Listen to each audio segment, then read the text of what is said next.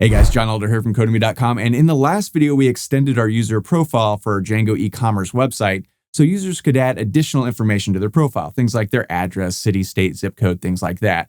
But we only added that stuff to the Django admin backend section of the website. In this video, we want to add all of that functionality to the website itself. So a user could just click a link in the Navbar, go straight to their profile section, edit all that information, save it, view it, all that good stuff. And that's what we're going to look at in this video. So let's head over to our code. I'm using the Sublime Text Editor in the Git Bash terminal as always. And as always, you can find a link to the code in the pinned comment section below, as well as a link to the playlist with all the other videos in this Django e-commerce series. So check that out if you haven't so far.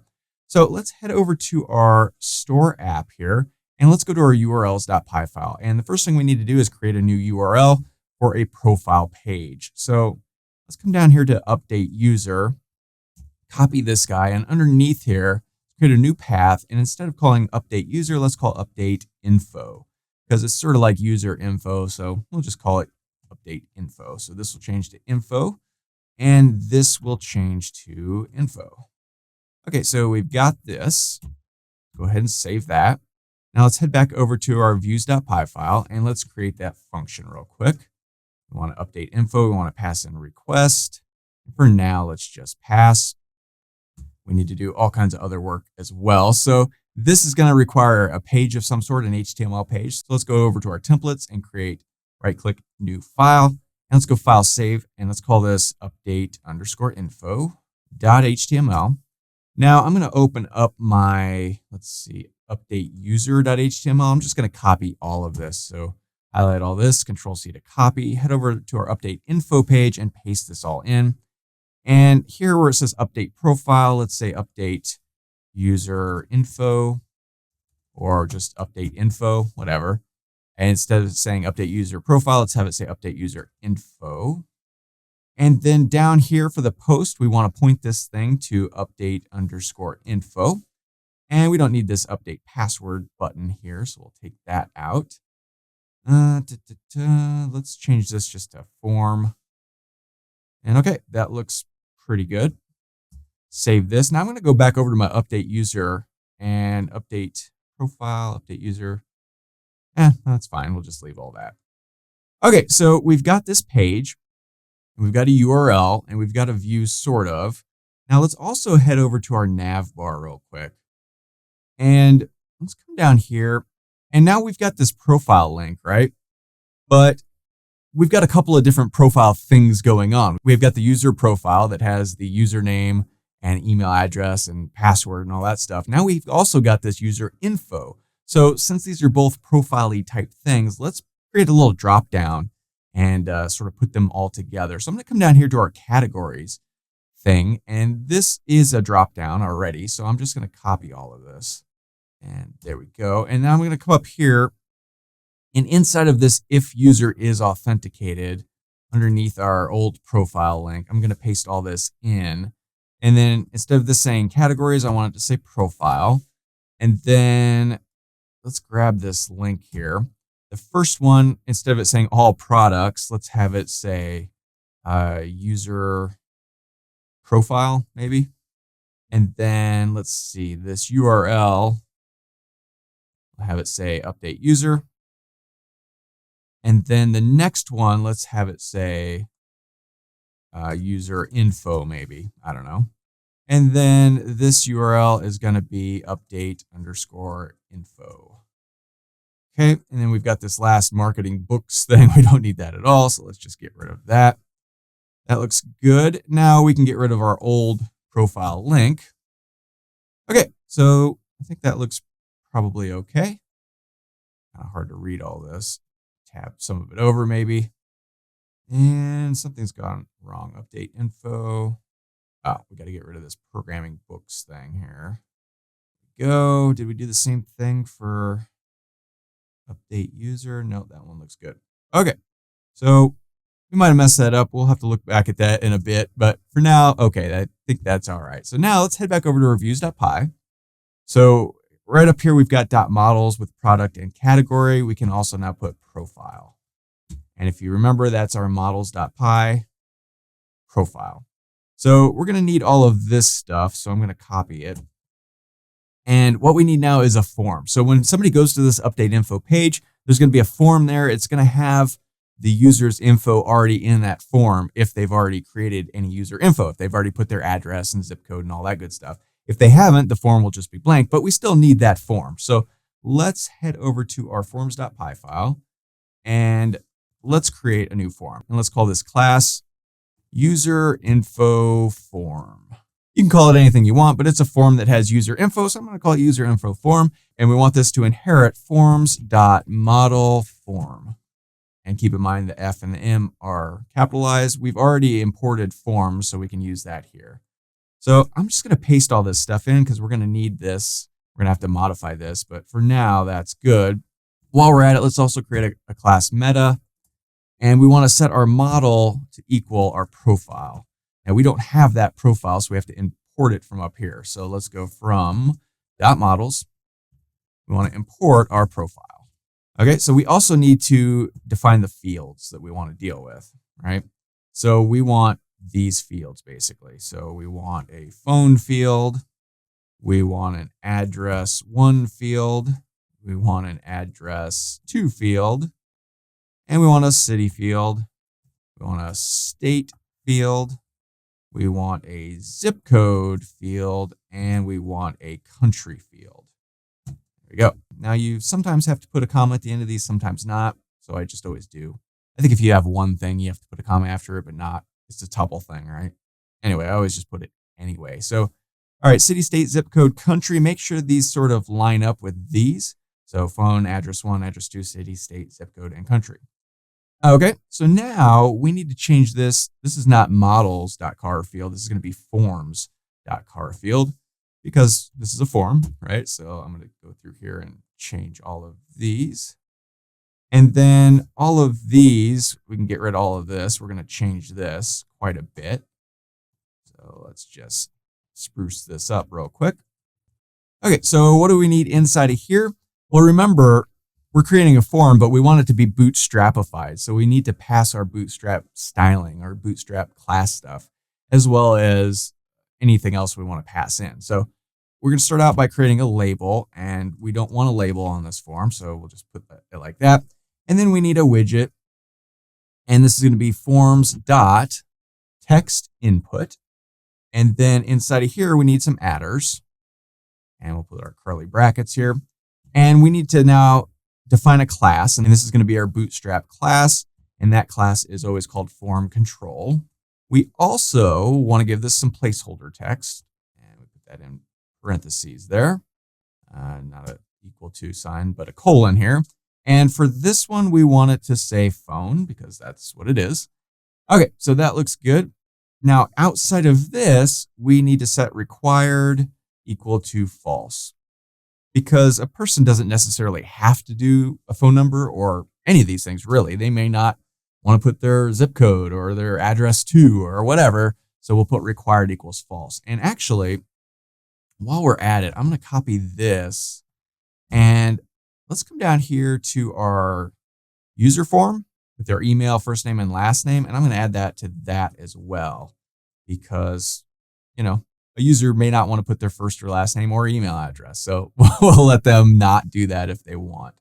So, okay, sign up form. Maybe we do the same thing here. I don't know. We'll leave that for now.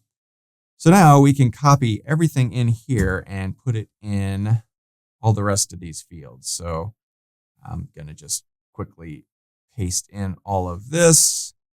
Okay, so the placeholder text for each of these things is phone. We definitely don't want that. So it's going to be address 1, address 2. So let's go address 1, address 2. And then we have city, state, zip code, and country. So let's go city, state, zip code, and country. Okay, so I know this is kind of hard to read in a video. I keep going back and forth like this. So if you need to check my GitHub repository, the link is in the pinned comment section below if you want to look at this, you know, on a bigger screen all at once. But I think it's pretty straightforward and we are good to go. All right, we've got this guy. Now we've got this user info form. Let's go ahead and save this page and head back over to reviews.py file. We've got from.forms up here, we need to now import that new user info form because we're going to need to use it in our update info section here. So, all right, now we just need to build out this function. So what I'm going to do is come down here to our update user function, and I'm just going to copy all of this. It's going to be pretty much the same, so I'm just going to paste it all in there. It's slightly different though. So first of all, instead of calling this user form, I'm just going to call this form, and then let's change this to form and form. I guess we could have saved it. I guess we could have kept it as user form, but I don't know. And we don't need to log in after they do this, because this is not a authentication thing.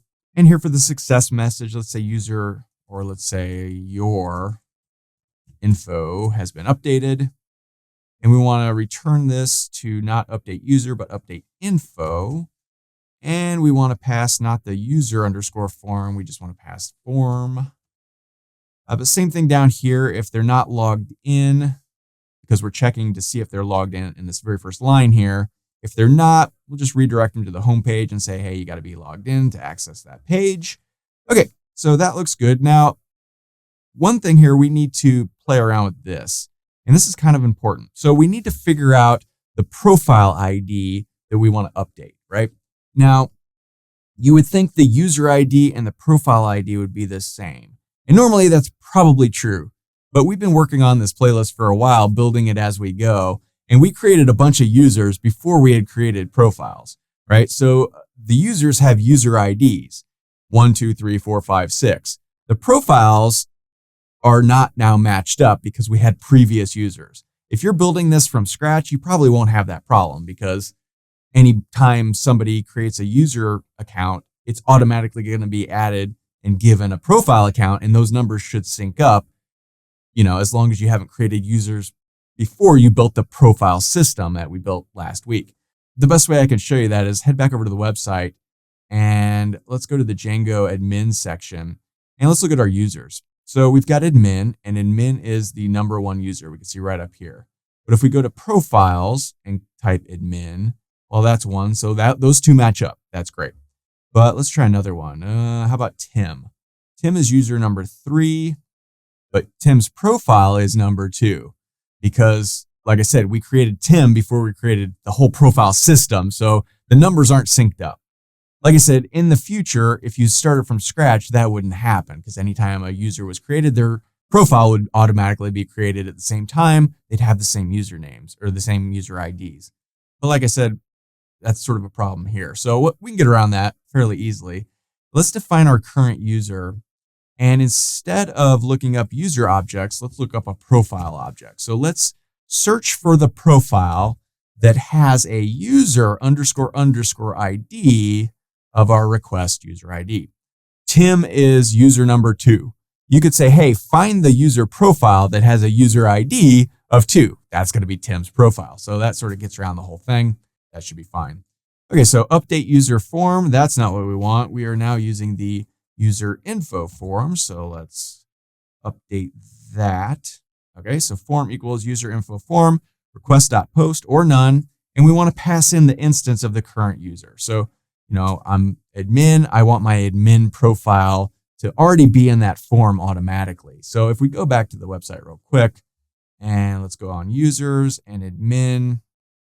I've got a phone number. Let's put my city, Las Vegas, just so there's something else there so we can sort of identify and make sure it's pulling up the right profile, right?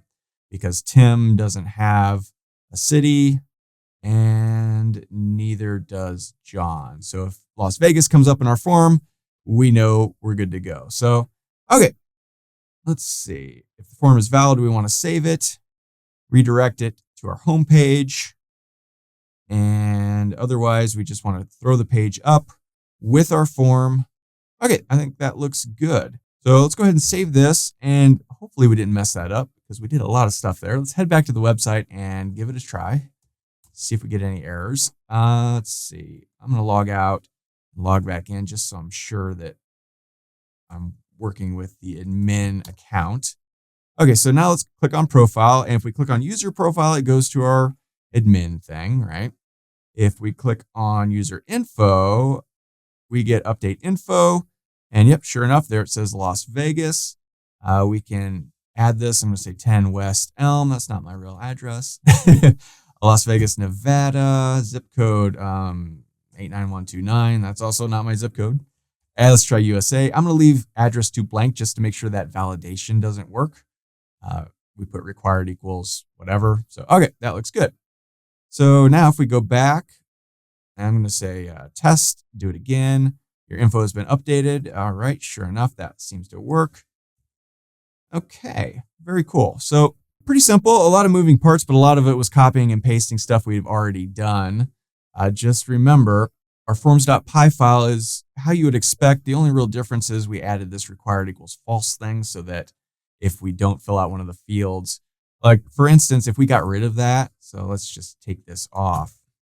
If I come back over here and try to update my info and see now here I don't have anything in address 2 and I try to update it, it's going to say, please fill out this field, and it won't let me update it. So that's annoying. That's not what we want. So make sure you have that required equals false. Now, one last thing we could do really quickly, let's go to our views.py file and let's go to our, let's see, login user, log out user. Let's go to our register user. When a person is very first registered, it's going to ask them to create a username, a password, and that's it. After that, we're going to log them in and send them to the home page. Instead of that, let's send them to our update_user page. And what that'll do is it'll make it look like they have to continue registering with this information. So let's log out, let's log in, or let's register. And let's see, I'm going to say Bob. My first name is Bob Elder. I'm going to say bob@bob.com. Let's pick a password. Click register. When we do, it says you have registered successfully. Welcome. Let's maybe change that because now it's going to our update profile. Oh, we went to the wrong place. Update user. We want update info. And let's change this message to say it from you have registered successfully to username created. Please fill out your billing info or your user info below. ... Okay, so that looks good. Let me come back here and log out. And let's log in, or let's register a new one. I'm going to call him Steve Elder. Right? All right, so it's going to be Steve Elder. Email address is steve@elder.com. Password. All right, so now when we register, it says username created. Please fill out your user info below. It goes straight to our update info page. And here I can say 111, 222, 3333, 10 Elder Street. There we go. Las Vegas. Let's change it up. Let's go Chicago, Illinois, 60610, USA. Update profile. Your info has been updated. Now, if we go to our profile, sure enough, that stuff is good. It's synced up. And all right, we're good to go. So I kind of like that when a user first registers, it pops them right to this page and prompts them to fill out this form. I think that's just good order flow. That's just good registration flow. You want this information, and maybe you don't want to necessarily do it on the first screen when they're registering because it's a lot of stuff. And just from a marketing point of view, I've noticed in my life that when you create a huge form, when somebody orders something or signs up for something, they're less likely to fill it out. If it's a small form, hey, pick your username, first name, last name, email, they'll fill that out much easier, much more often. And then in the next page, you hit them with, okay, we've got that. Now fill out the rest of this stuff. It's just sort of a better way to do it. So that's what I like to do. And that's how we do it. So we've extended our user profile. We've added this other information here, and we're probably going to add more stuff to this as we go on. We may have a shipping address, which is different than a billing address. You know how that sort of works. We may want to, I don't know, put past orders in here, all kinds of stuff. So we're definitely going to add to this later, but we've got a good foundation now. And that's all there is to it. So that's all for this video. If you liked it, be sure to smash the like button below, subscribe to the channel, give me a thumbs up for the YouTube algorithm, and check out codemy.com. We're going to use coupon code YouTube50 to get 50% off lifetime membership. So that's access to all my courses, over 60 courses, thousands of videos, and the PDFs of all my best-selling coding books. Join over 190,000 students who learn to code just like you. My name is John Elder from codemy.com, and I'll see you in the next video.